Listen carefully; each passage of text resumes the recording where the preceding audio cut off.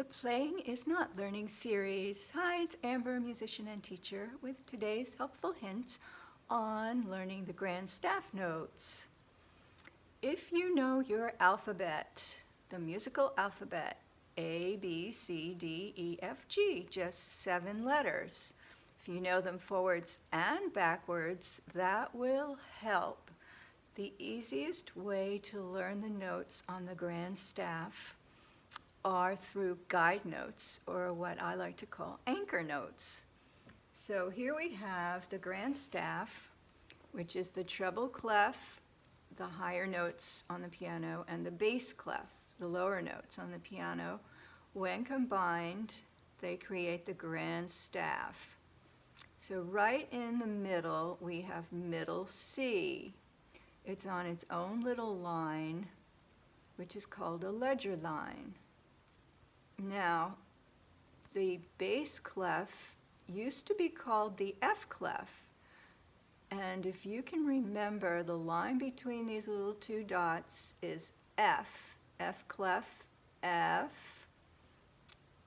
And then the other note to remember is C, which is the second space from the bottom.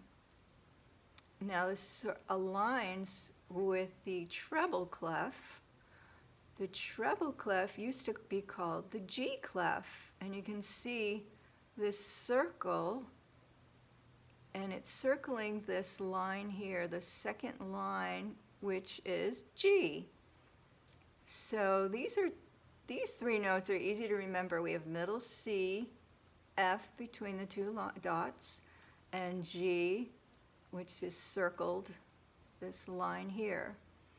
Then we go to C, which is the second space from the top, and the bass clef C is the second space from the bottom. Okay, so it's pretty much aligned here. And then in the bass clef, the bottom line is G, and the top line in the treble clef is F. So if you know your musical alphabet, all you have to do is say them: C, D, E, F, G, A, B, C, and so on. And backwards it would be C, B, A, G, F, E, D, C, and so on. So the main thing to remember are these anchor notes, and then you can figure out what the notes are in between. When they're stepping, they're going from line to space to line to space, so they're all right next to each other, just like the alphabet. I also have this diagram, which shows you where they are in the piano. If you can see this, here is middle C and the grand staff, which corresponds to middle C on the piano. And then we have the G in the treble clef. I think this is backwards. Is this backwards? Okay, this might be confusing if it's backwards. And then we have F and C.